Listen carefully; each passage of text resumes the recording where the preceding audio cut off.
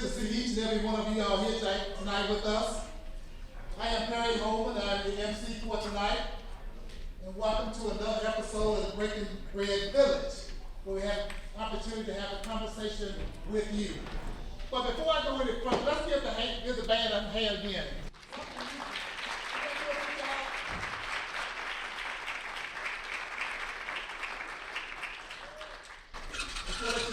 This is going to be the first of a 6-part series that we have planned throughout the year.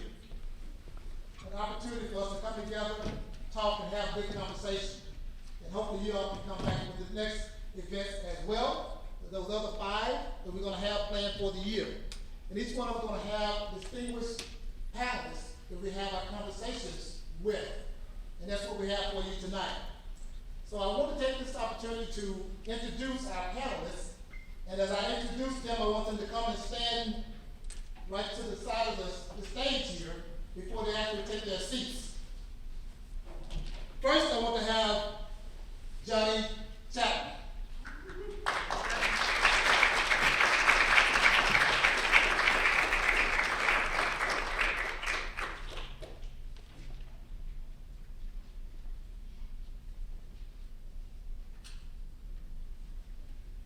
I want you to be able to see these panelists. I want to come and stand here. So don't take the seat yet, but I want you to be able to see who they are.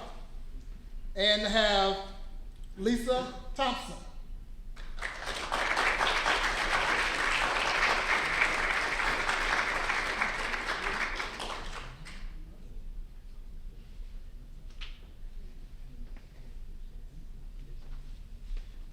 Jessica Chai.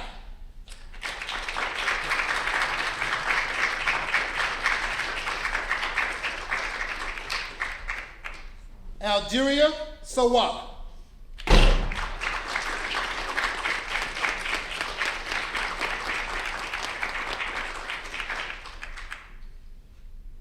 Matt Larson.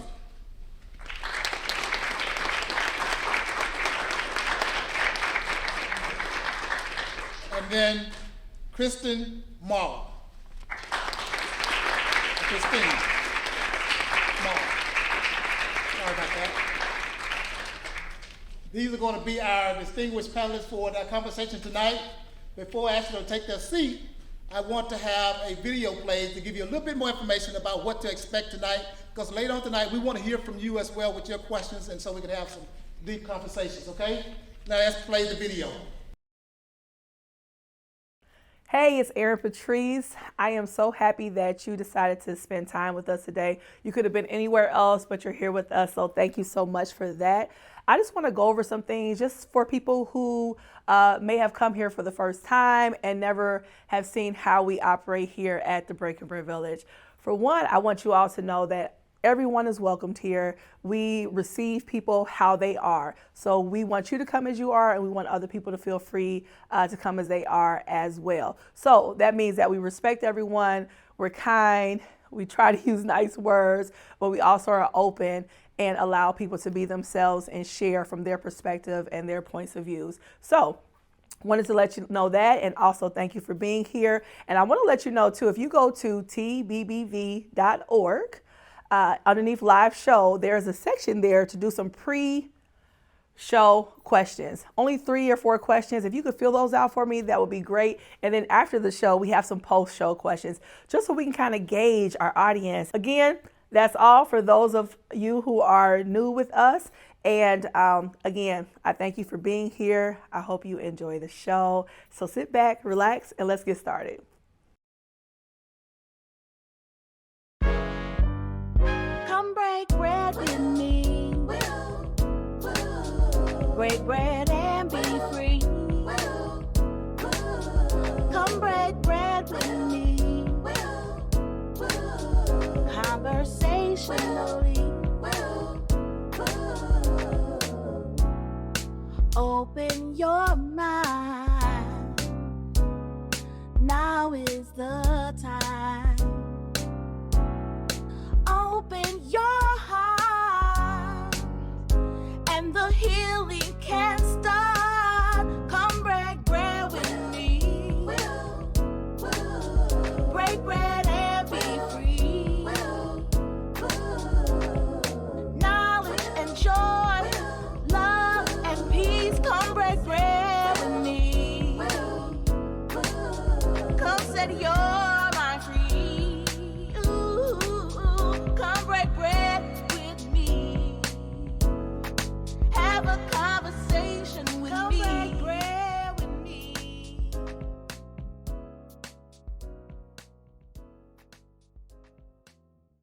Now I ask our panelists to take their seat and then leave the middle seat for our host. The three on each side of her. And with that, let me bring in our host for this episode, it's Aaron Walker.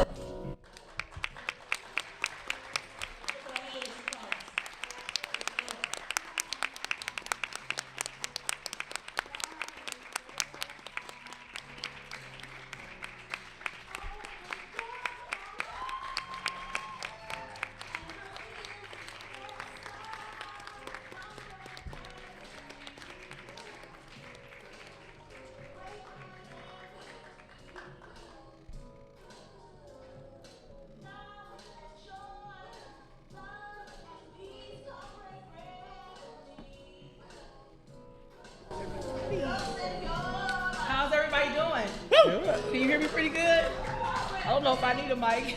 All right. Let that finish up.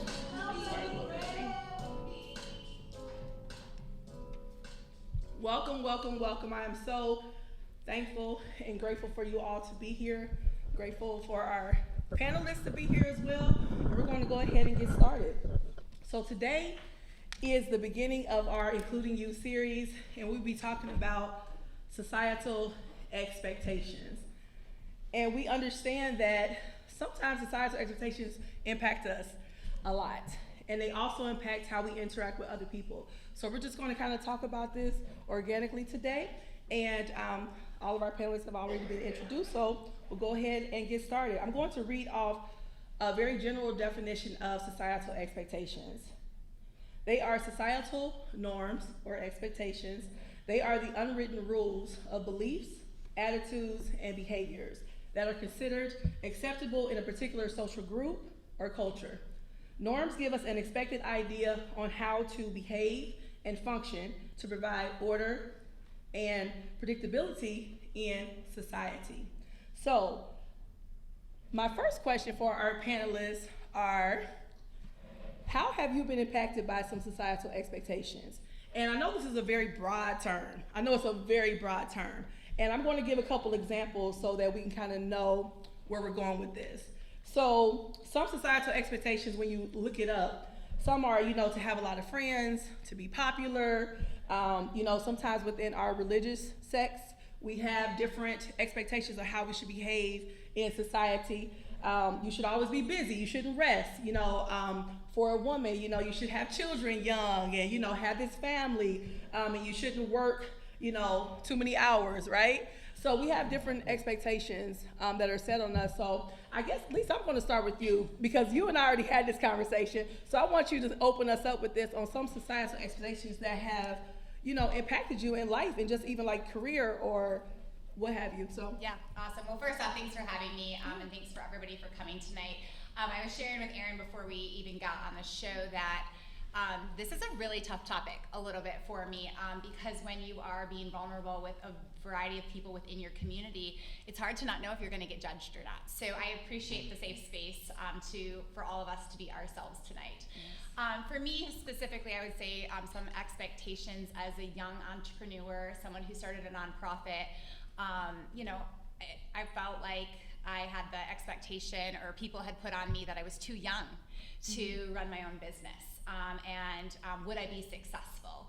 And I felt that was something that I dealt with a lot in my early 20s, not as much right now, but I felt like another expectation of me was that I had to get married and have kids at a younger age as well, which is something that I felt a lot in my 20s.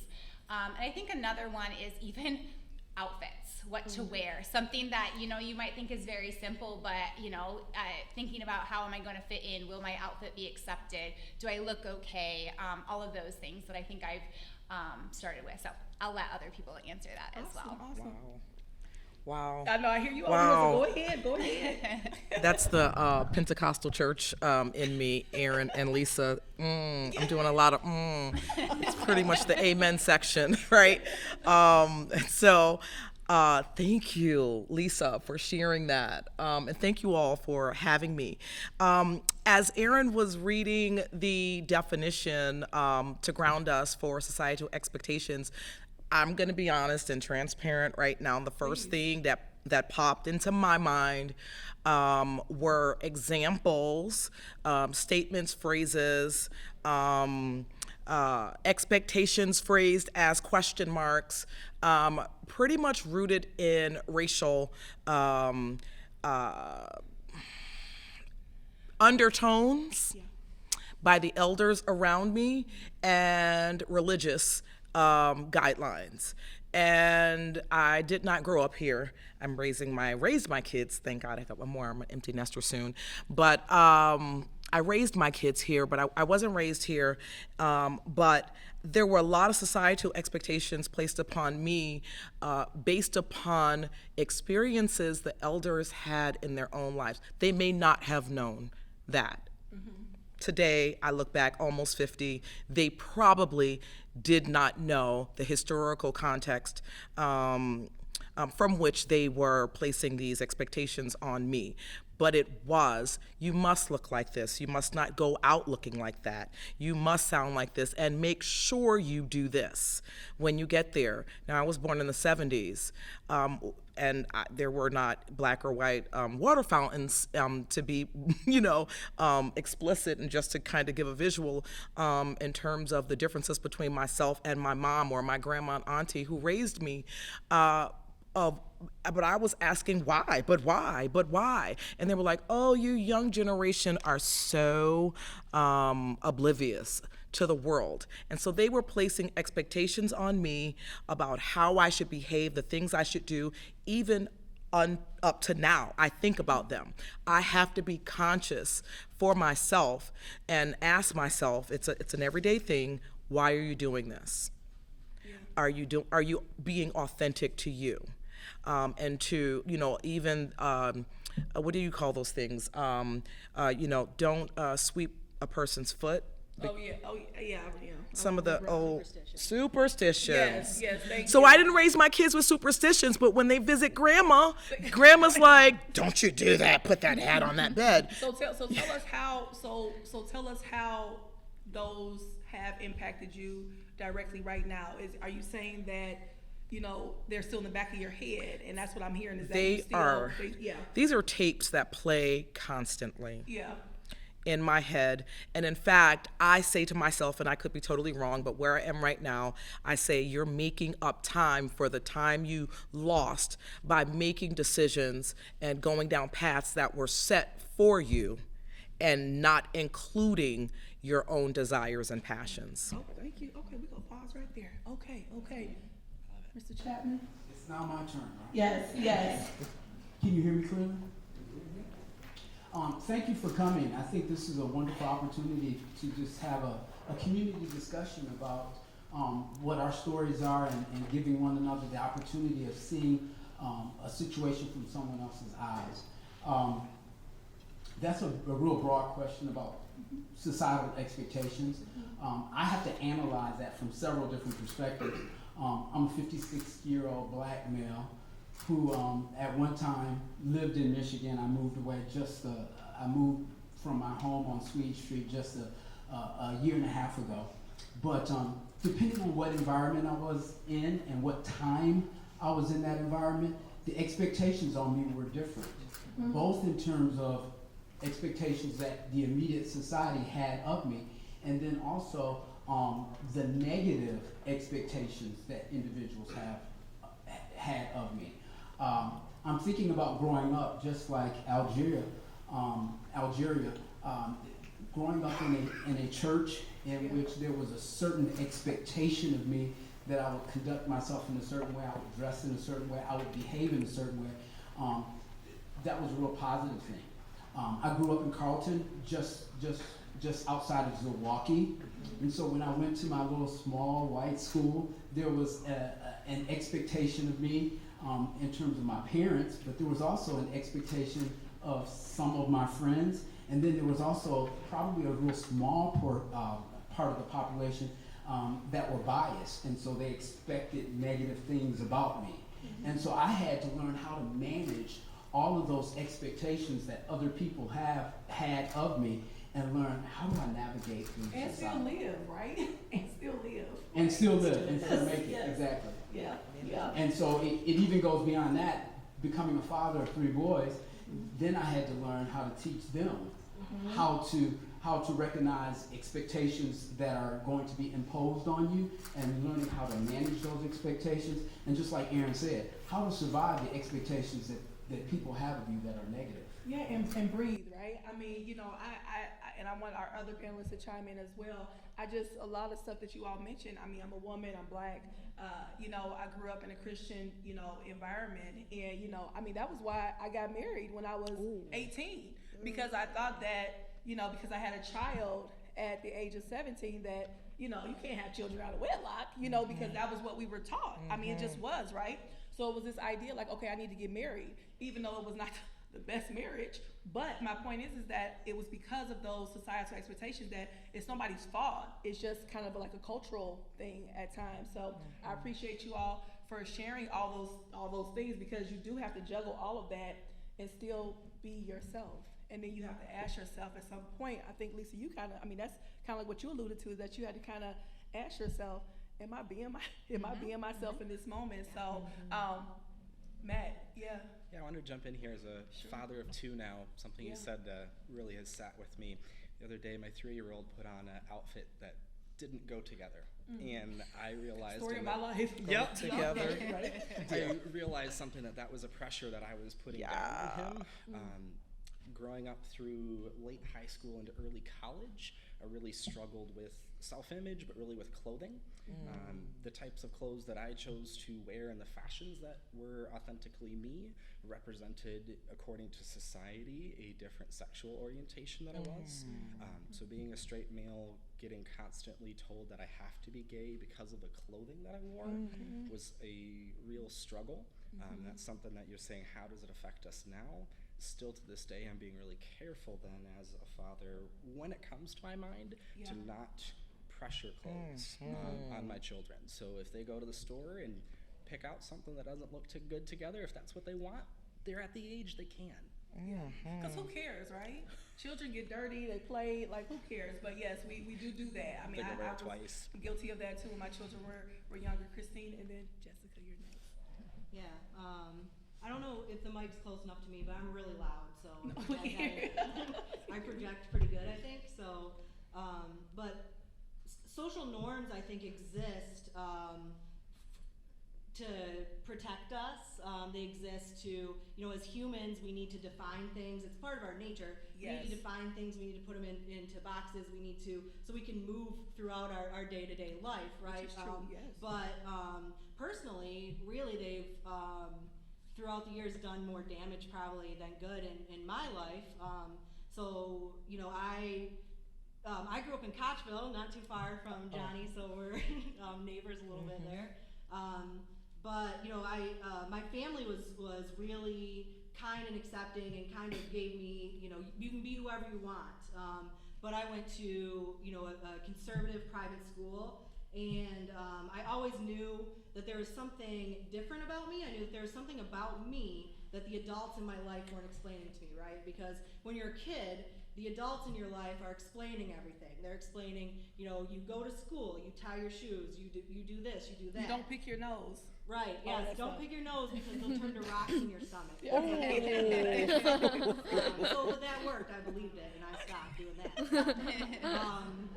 But you know, when I was 9 years old, I heard the word lesbian for the first time, and I realized at that moment, I remember where I was sitting, what I was doing, because that hit me, and I was like, no, I'm good. I go to school. I do my homework.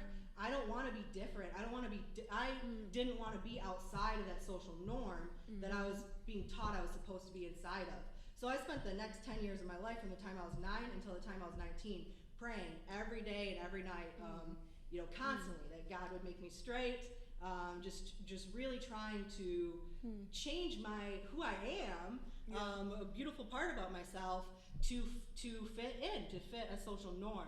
So, you know, and I know times have changed, it's a little bit easier, but like that is still happening out there, not only to queer children, but societal norms box a lot of people in, and it's damaging. And I would say now as an adult woman, I think a lot of my self-worth is tied to my productivity, right? Because especially right now we live in hustle culture, and that's really, you know, sometimes I have to stop myself and remind myself that what I produce, what I do is not who I am. Yes. Yeah. No, you know, I like how you talked about that, because I know even, you know, I didn't have that same experience, but even being loud, right? I was taught, and this isn't even like from like within the home, this is just a part of society, right? That I was taught that, you know, as a woman, you have to have a soft voice, and you have to enter, you know, just enter in. Don't really say anything, right? Just appear. Just appear and just be there and just be pretty, right? That was always the expectation. So, you know, I mean, I could think back of teachers that told me, you know, you talk too much. Look at me now, I'm talking and people But I think about that, you know, when I was younger, how I muted myself a lot because people said it wasn't ladylike. You know, so Jessica, I want you to share some societal expectations that you've experienced. All right, guys. So, so societal expectations, they affect everyone, as we know, all in different ways. For me personally, both of my parents are not from America. They're both immigrants from China, and I'm the first one in my family to grow up in the U.S. and to go through the American education system. And like, you know, that struggle of Chinese versus American identity has plagued me throughout my very short, relatively, you know, 15 years of life. But, you know, you know, like that kind of mental war, basically, with all those factors going around you all the time. Am I white enough? Am I Chinese enough? And in elementary school, a lot of that manifested itself as I just really, really, like, I don't think many people understand how badly I just wanted to be white. Like, I thought blonde hair, blue eyes, or even brown hair, and, you know, all that stuff was so much prettier and so much more attractive, so much more, you know, conducive to being successful. And all of these things that I didn't realize were things that society had placed on me. And I just thought these were, like, you know, general truths about life, that, you know, people that looked like that were just going to be better, going to be prettier, going to be more successful. And that was something that I had internalized from society and didn't realize until, you know, 5-10 years later. And now, as, you know, someone who's come to terms with the fact that, oh, you know, maybe it's okay to not be the same as everyone else, you know? It's actually something that we can celebrate is our differences, right? And now, as a Chinese American and as someone who celebrates and appreciates my cultural identity, in school that still comes back to bite me, because now there are all these Asian stereotypes, right? There's the perfect, like the model minority stuff, right? Where you gotta get good grades, you gotta be super smart, like you're Asian, you probably spend all your time at your house like studying and, you know, getting all these great grades, and you're probably gonna go to Harvard one day because that's what your parents definitely want you to do. By the way, my parents, they don't want me to go to Harvard. Thank you very much. That is not how parenting always works, contrary to popular belief. So I think, yeah, just that struggle is, you know, life story. No, thank you for sharing that, because I think that we all can share some expectations that people have put on us that we didn't put on ourselves, and it can be heavy sometimes trying to live up to that, and then even fighting against that, you know, that's heavy sometimes. So I mean, I think about, you know, I asked a question the other day, you know, have you ever not dated somebody because they weren't pretty enough, right? Because in society they tell you, you know, don't bring home this person that may not be society, you know, I guess what the world says is attractive, right? Or who you should be with. Or who you should be with, right? Putting you together, or going to college, you know, people who do trade school or decide to do something else, become an entrepreneur. You know, sometimes people frown upon that. Being younger, you know, people put expectations on you. So I wanted to ask you all too, how has societal norms impacted how you treat others, right? Because we always talk about how we feel, right? But I think that, I know for myself, there's expectations I've had of others based on what I've been taught, right? And if they didn't fall in line with that, it impacted how I treated them. So, anybody want to share? Because I can share, but I want you all to share. It's called trauma. Okay. For me. Okay. I'll be honest. So speaking about the age, thing because of the societal pressures, the expectations placed on me with the elders around me to do well.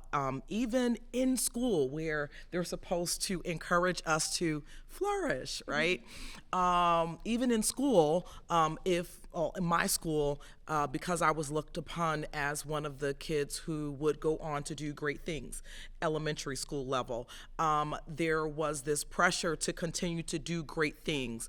Their great things, not my great things, but their great things. And so I followed that path for a long time. And because I did that early on in life, it afforded me career opportunities, job opportunities. But once I got there, I had my parents' peers who were my coworkers, and they didn't like it very much. And I had I will never forget moving to Michigan and working in manufacturing, which was not something I thought I'd be working in because of where I grew up, but working in manufacturing, and I climbed the ladder relatively quickly, and I had the plant manager walk into my office, slam the door, and say to me, "How comes you ain't got no kids yet?" Oh, they said it like that? Oh. I was not ready for that kind of question. I was even ready to be racially abused and not ready then to be questioned about my age. I was on his level, so to speak. We were in the executive meetings together, and I had started putting rules and guidelines in place. I was cleaning house, and he didn't like it because it meant a lot of change for him. And who was I? Because I was probably younger than his kids, and so that was a major thing. And then all of a sudden, I'm hypersensitive to men who look like him in Michigan. And everywhere I go, I'm being honest, y'all. Everywhere I go, be honest. Yes. I see an older dude, I'm gonna just leave it like that, who looks like him at work, and I'm like, uh-oh. But the only positive thing out of that experience is now I'm sensitive to that bias that I carry. And so I'm aware of it now. Yeah. And so because I'm super aware of it, I offer the grace that perhaps people didn't offer me. So that's how it's impacted you. Okay, so that's how, okay. Anybody else? Cause I, it's a lot to this, but Lisa? Yeah, I'll share. So I think there's two for me. So I grew up in a very loving home, but we worked very hard. My parents worked very, very hard for everything in their lives. And that really stuck with me. So I became a workaholic when I was in my 20s. Sure. I was married to my job, let's put it that way. I loved what I did. I still love what I do, but I think I put that expectation on other people I'm working this much, you should be working this much too. And that sucks that I was like that for a very long time, but I think that I learned a lot of that because I had to become the next version of myself to really understand why I was doing that in the past of how that was kind of having that ripple effect into other people. I'm not going to say that I'm perfect still, but I think that I'm really working on that. I think the other piece too is you hear a lot about women empowerment, women empowering each other, but we don't talk enough about the negativity that some women are to each other, being super transparent here. And I think that really affected me in my early 20s when women weren't so nice to me. And I really made it, and I'm not going to say again, I was perfect. I don't think no woman can say that they're perfect at it, but I think it's a constant learning of what did I learn from those moments that I never want a girl or a woman to feel that way that I felt. Yes. And I think that we sometimes as women, we mean it in a nice way when we're challenging people to be better, especially women, but I think sometimes we don't always explain why. Like, why am I challenging you to be better? We just kind of do it in a negative way sometimes, and I don't think we always know that we're doing it, but these expectations of, I worked hard to get here, you need to as well, but how do we lift each other up? So I would say it's something that I didn't do the best in the beginning because of my own examples that people have done to me, but I think what I've learned is I want all women to rise up, and men, and anybody, but I think that is something that's really hit home for me is the workaholic and the women empowering women. No, I appreciate that. You know what that made me think of is when we see people who are, homeless or unhoused, right? And we assume why they're homeless or unhoused, right? Get a We make job. assumptions about them, and we call them lazy. We Get a call job. them uneducated, and we don't know that they could have had a PhD and lost their mind because their son passed away, right? And they just couldn't snap back out of it, and they lost everything, right? We make these assumptions based on these ideas that we have. So I appreciate you for sharing that. And that would just kind of pop into my head. But Johnny, looks like you had something to say too, maybe.